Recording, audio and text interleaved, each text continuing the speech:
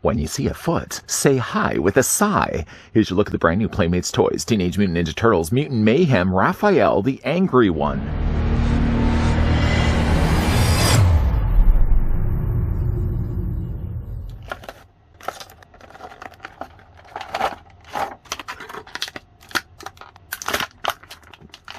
Raph likes to break things. In fact, his biggest goal is to punch someone so hard they throw up. But beneath his hard head and tough exterior is a sensitive turtle just looking for someone to talk to. With a head as hard as his outer shell, before we get a closer look at the Teenage Mutant Ninja Turtles, Mutant Mayhem, Raphael, I'd like to first thank the folks over at Playmates Toys, yes I would, who did provide this sample of Raphael as well as the earlier looked at Donatello and Leonardo, to which we will be bringing those figures in a moment for comparisons. Grabbing in the meantime though the tape measure to see how tall the figure stands. Raphael in this case is about 4 3/4 of an inch tall, or the figure I would say is about 12 centimeters in height. As for those earlier looked at Turtle brothers, here's what he looks like with Leonardo, and here's what he also looks like with Donatello. Donatello, lately I've been having a real hard time to get him to stand. He seems to be of the same similar body to Leonardo, and yet for his ankles, unfortunately, I have to lean this guy usually leaning forward. Actually, in fact, while I have Donatello, one thing I did want to do as a follow-up to his video is looking online and checking out the trailer a couple of times more and even seeing the back of the packaging. It seems that Donatello wears his headphones around his neck. Now, it wasn't an easy thing to do because, of course, like his head is so close to the shell, you can see it only allows for just a little bit of space. What I ended up having to do is take the head completely off the ball joint, fit the headphones down where it would normally have sat just between the head and the shell, and then pop the head back into place. And that's the way I'm going to be displaying Donatello. Although, again, I have to have him leaning further forward a little more than I was doing with Leonardo, just with the way the construction of the ankles. But if you were to see the two turtles bookend on either side of Raphael, clearly it looks to be the case that Raphael is not only bigger, bulkier, but he's also a taller turtle. Though he may be the taller of the turtles so far, and I don't think that's going to be changing when we look at Michelangelo either, he has about the same kind of accessories as both Leonardo and Donatello we looked at before. First, the figure comes included with the pre-mutated turtle. Now, this matches the color, of course, to Raph, so if you get these ever confused and you're not sure really remembering which one goes with which, just match the color with the larger scale turtles and you know right away. To bring back in the earlier one, here's the first one we looked at. This was Leonardo. And then reaching to the side and bringing back in Donatello's. They all seem to be still the same mold, but molded completely in different plastic. Again, I can't imagine that they needed to have molded these completely different. I mean, if you're just getting a stock turtle, why not just use the existing mold? I'm still confused as to why, though, there's still a hole on the bottoms of their tummies. It doesn't seem to serve a purpose yet, and I can't imagine it's simply just a case that they wanted to save a little plastic when it came to molding these. That hole seems to have some purpose. I just don't know what that purpose is just yet. The figure also comes included with a weapons rack, and it looks to be the same kind of plastic, of course, the same gray plastic as what we got with Leonardo. And of course, the weapons, though, on the ends, the actual rack, look to be completely different. I mean, there is still, again, the mutagen canister, which to flip this around that came included with Leonardo, they seem to be exactly the same. These are both in leaking states. There was also, in this case, pizza. Pizza is also something that carries over as well.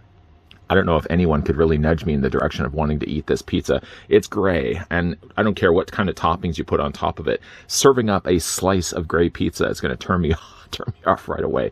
You get a couple of shurikens. That's something different here at the top. Leonardo's was more the curved shuriken, but the ninja stars on the top here look almost, first of all, to be made of wood, but they're also more of a star shape. You've also got yourself a couple of little hook weapons there as well, and a dagger to the side. So they aren't exactly the same weapons rack, and that I'm sure is going to not change when we look at Michelangelo's either. The figure also comes included with a pair of sai. Making sure, of course, not to pluralize it with an S on the end of it. A pair of sai, though, aren't identical to one another. You'll notice right away that the blades, this one does have a wrapping around it, this one does not. Other than that, it looks to be the same type of sai, even like the handles themselves are painted in that same caramel brown. And you can store them like the original vintage Raphael, just by bringing his arms up like this, and then slotting in the provided sai on either side of his figure's body. The only thing, of course, that's going to go along with the problems of doing this is the fact that it's going to be really hard to put his arms down because, of course, you've got now sai handles sticking into his armpits. Most likely, though, I'll be displaying the sai in the figure's hands, and to fit them in his hands aren't that hard at all. Just take the plastic. The plastic, though, being hard in the hands, is still soft enough that's easy to get the handles of the sai in there. You get one, and then, of course, we're going to do the exact same thing on the other side. We're just going to slide that in place. And now you've got yourself Dǝvᴉous Assᴉsthteont to be displayed with Raphael. That looks really cool. There is no other place to store weapons, so even if you were interested to go back to the weapons rack and start pulling things off of it, there really isn't a place. I suppose you could take maybe like the dagger. You could fit the daggers in there maybe as an option. But I think I would just rather right now, even though I really, though, did ruin Donatello's weapons rack by taking off, I think it was one of the shurikens, and I bent it a little bit in the process. I'm probably just going to leave the weapons racks as they are right now, because I kind of like the idea of, even with the original retro toys, I never was one to take any of the weapons off the rack. The Turtles already had their weapons. I usually like just to have those displayed as they were part of the Turtles' headquarters. Anyways, though, let's go ahead and remove the Psy for right now. We're going to put those to the side, the Psy to the side, and getting a closer look at Raphael. I like the look of this one, and one thing I do really like that Playmates have been doing so far with the Mutant Mayhem line is that they've making all the turtles very distinct to one another. And I'm not just saying for the fact that the colors are obviously very different from one another. The closest in colors is Leonardo here and Raphael, but even you can see, like, between the builds, Raphael is clearly a larger looking turtle. The face sculpt is also quite larger as well. The different sculpting and the way they've grimaced his face is panel lined differently than what we got here with Leonardo. And unlike Leonardo, who would have actually had just a bandana, I'm running through all the gambit of the turtle names. Raphael, though, actually has the bandana completely covering the top of his head. This is a little bit more of a way to actually differentiate the two turtles in the screen. Of course, one thing also right away you can tell is the fact that Leonardo does have the L there on the front of his belt. Raphael, though, in the meantime, does have an R. The R, though, looks to be taped off at the bottom, the way they've actually sculpted that. So you don't actually get the full stem of the R. Instead, the last of it gets cut off by the tape that's bandaged down below. You get a little bit of silver there on the side where the buckle straps in place. He's also got himself a little pocket there as well. I don't really know what he's going to be storing inside of that. Maybe a couple of other shurikens, but there is no other real detailing other than just the sculpting of the shell, which does again look really good. You've got again like the sculpting that they've done to the belt looks also quite good as well.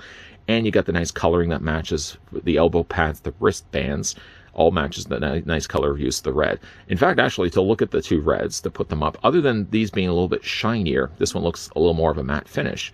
It actually is pretty close in color. This, maybe a little bit darker, but it's still pretty close. You got a few little scratches there on the front of his shell. Texturing is also really nice. I don't even know if I even talked a lot about that when we looked at Leonardo and Donatello, but something I certainly will mention here for Raphael. I do like the way they've actually textured the skin, so it's not just smooth plastic. Any little chance they have, Playmates has sculpted something on Leonardo, Donatello, and now Raphael. So it's always something that you can be looking at when it comes to these figures. Of course, you got the knee pads down below there as well. Still, unfortunately, with the feet, the way that they are, they only swivel back and forth like this. And a lot of times, Raphael he seems to be the easiest of the turtles so far that we've looked at that doesn't have any standing issues.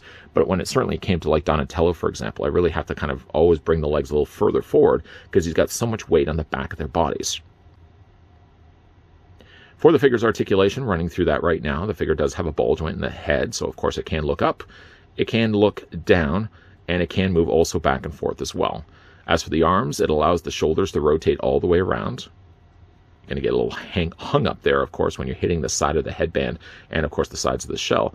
The figure does have a swivel in his forearm that does also have a hinge that allows the elbow to hinge back and forth. Hands rotate also all the way around.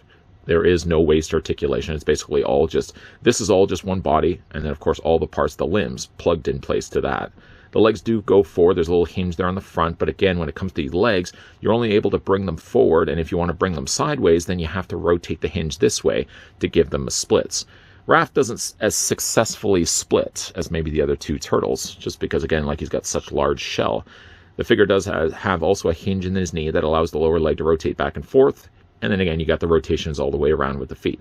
Still, to go back to a point I mentioned earlier with the other two turtles, this strange sizing and this particular shape makes me really think that they were designated for something. I just don't know yet what that purpose is, but I got to believe for them to take the time to mold very distinct holes like this, I got to think that they're probably planning to use those holes for something, whether it be a playset, whether it be a vehicle. Time will only tell.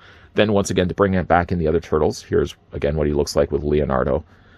Yeah, Leonardo, these smaller frames. Again, you can kind of bring the ankles, I should say, a little bit further inward, and you can also do the exact same thing here with Donatello.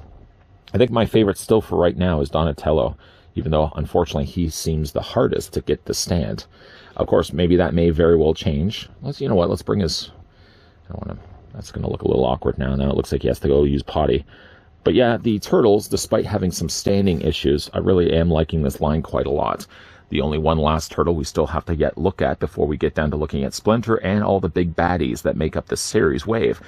We are also, of course, going to be looking at Michelangelo. Again, I'm really liking the look of this line. Not only are the turtles all unique to one another, the colors, again, are ones that aren't shared from one to the other, but they all kind of have their own personality going for them. It's one line that I'm really loving so far, and I can't wait to have a look at the rest of the stuff that Playmates is planning to release. Not only does Teenage Mutant Ninja Turtles Mutant Mayhem got me excited to be going to the movies, but I'm going to be bringing my daughter along with me as well, and this is going to be the first time ever that she's going to be watching a TMNT on the big screen. Not only has that excited me to go into the movies, but it's also got me quite excited for this brand new toy line that's going to go along with it as well. Playmates in the past has always released TMNT toys, a lot of times usually though tied to a cartoon. This is the first time in a long time that the company is releasing toys to go along with a subsequent release of a movie. And not only does the design of the characters look great on the screen, but they also look really good here in a plastic as well. All of the turtle figures that we've looked at so far, granted to be fair, have all been only just the brothers. But again, looking at the back of the packaging and all the planned figures that they're going to be releasing, I like the design, the caricatures, the oversized heads, features on the figure's body that are a little larger than others. So when we look at, say, for example, like the bad guys, Rocksteady, Bebop, I really think that the proportions that they exaggerated on those characters are going to look really good as plastic figures. But to backtrack just a little bit, going back here to Raphael, again, it seems to be lately the thing that Raphael is always the biggest of the batch. And of course, like that, he's going to be bigger than Leonardo. He's going to be bigger than Donatello. And I don't think any of the figures' mold has been shared with any of the other two turtle toys that we looked at. And also judging by the way that Michelangelo, the smallest of the batch, is going to be coming out, I don't expect that that's going to be reused to molding at all for Michelangelo either. So I like in some sense that they're not just simply taking an existing turtle mold and just simply rinsing and repeating and changing the headbands and changing, of course, the colors that go along with that corresponding turtle. Instead, brand new molds, each of the turtles look very unique to one another, and Raphael follows that trend rather nicely as well. What do you guys think of Raphael? Let me know down below in the comments section. And how excited are you to be checking out TMNT Turtle Mutant Mayhem when it hits the silver screen?